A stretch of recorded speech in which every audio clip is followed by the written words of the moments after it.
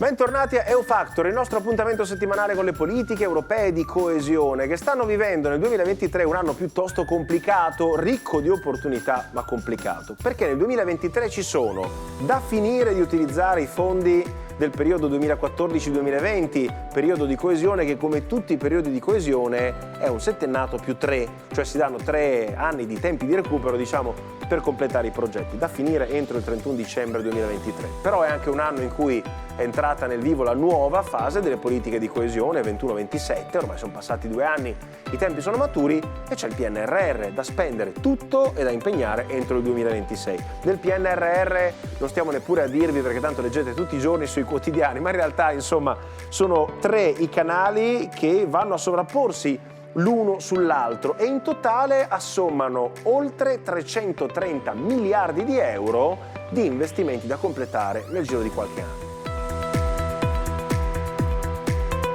Da questo punto di vista diventa fondamentale coordinare i canali di investimento e non si può fare lo stesso investimento pescando soldi, ad esempio dal PNRR e dai fondi di coesione. Semmai si possono fare 2 parti ben distinte dello stesso macro progetto per un'Italia che sia, come sappiamo ormai, più smart, più green, più connessa, più inclusiva e più vicina ai cittadini. In tal senso, uno dei piani complessivi più intriganti per l'Italia è quello legato ai piccoli borghi, uno dei più intriganti e anche dei più appetiti dalle amministrazioni locali.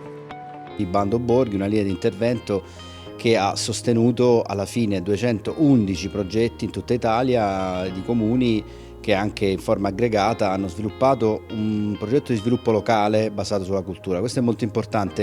Una delle cose più innovative è stata questa, che non si è fatto un bando per ristrutturare luoghi, per fare rigenerazione edilizia, ma un bando di rigenerazione sociale e culturale. Questo intervento, già abbastanza importante, ha un corollario che sta per venire fuori, che è un bando per le imprese nuove che dovranno venire fuori in questi comuni, con 200 milioni di euro a disposizione appunto di nuove imprese e su azioni in coerenza con i bandi, con i progetti fatti dai comuni.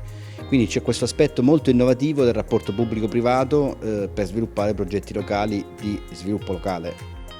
Di piccoli borghi e delle difficoltà di questi luoghi, cosiddette aree interne, nell'essere più connessi, più funzionali, anche più ideali per consentire alle imprese di prosperare, dando vita alle famiglie e la possibilità appunto di permanere nei territori, ne abbiamo parlato ad un evento molto particolare che si chiama Art Lab. È nato dalla volontà di Fondazione Fitzcarraldo e quest'anno è stato ospitato a Bari e a Matera. Siamo andati a fare un salto nella sede di Bari per sapere come procede il processo Piccoli Borghi messo a confronto, nel quale appunto gli amministratori locali e i dirigenti locali si sono messi a confronto a livello nazionale. C'è il tema importante di come supportare gli enti locali nel definire forme di collaborazione pubblico-privato senza le quali i contenitori e i luoghi di cultura rischiano di non essere vivi o quantomeno di non essere sostenibili nel tempo. Come al solito il territorio è più avanti delle istituzioni, tocca alle istituzioni in qualche modo far diventare quelle buone pratiche metodo di lavoro e anche esempi trasferibili sul territorio. Abbiamo un'esperienza ormai molto forte, anche se è solo di un anno come in tutta Italia, rispetto al PNRR per le linee di investimento che insieme al Ministero della Cultura, devo dire con una grande positiva collaborazione, stiamo mettendo a terra, come usa dire quando si parla di PNRR, soprattutto per la valorizzazione dell'architettura rurale, dei paesaggi rurali. In questo senso rivolgendo una linea di investimento non solo alle amministrazioni locali e ai piccoli comuni, ma anche ai piccolissimi soggetti privati, anche alle imprese diciamo individuali, alle famiglie, alle persone che hanno beni di grandissimo pregio. Quasi 70 milioni di euro sono stati allocati positivamente su progetti ormai tutti in fase di avvio.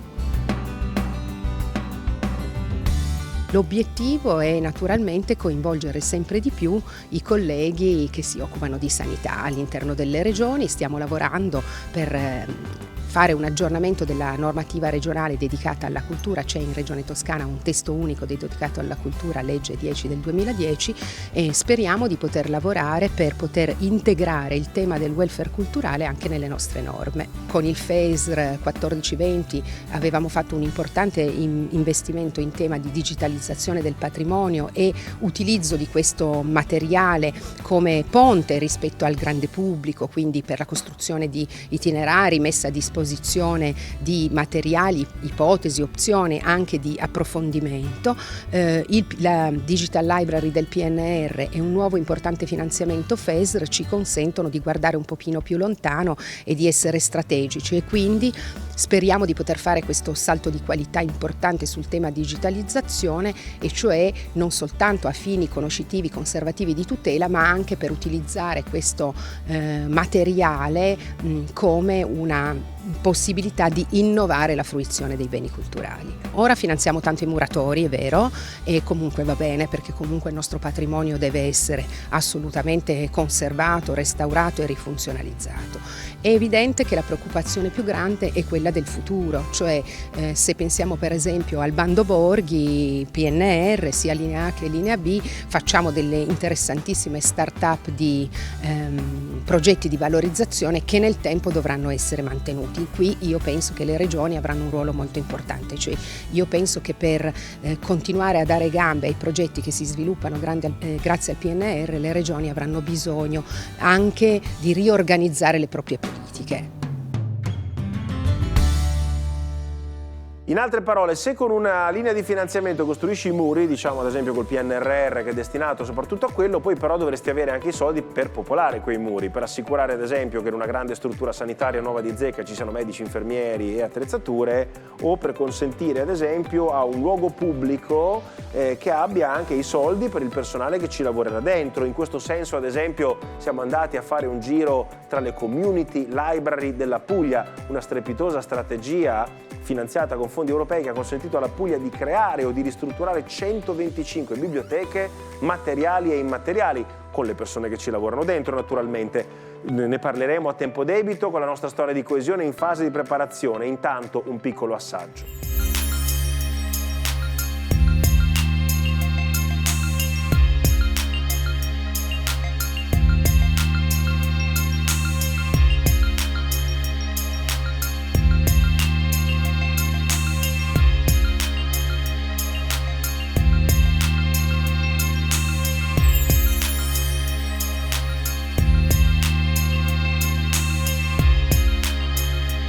Prima di chiudere vi ricordiamo che è aperto fino al 15 maggio il concorso fotografico #LaTuaEuropa. Potete partecipare caricando le fotografie su Instagram e allegando non solo l'hashtag #LaTuaEuropa ma anche il tag alla pagina EU Factor Project. Le migliori fotografie diventeranno un calendario e verranno presentate al Festival della Fotografia Europea di Reggio Emilia. Oppure, se siete una classe delle scuole superiori, mettetevi d'accordo con un insegnante, mandateci via mail le vostre foto a eufactor.project@gmail.com recando nome della classe, nome dell'istituto e l'indirizzo mail dell'insegnante che vi coordina. Chi vince va a Roma a farsi l'Europa Experience David Sassoli per una simulazione integrale di seduta dell'Europarlamento. A questo punto non resta che salutarci, dandovi appuntamento con EUFactor alla prossima settimana.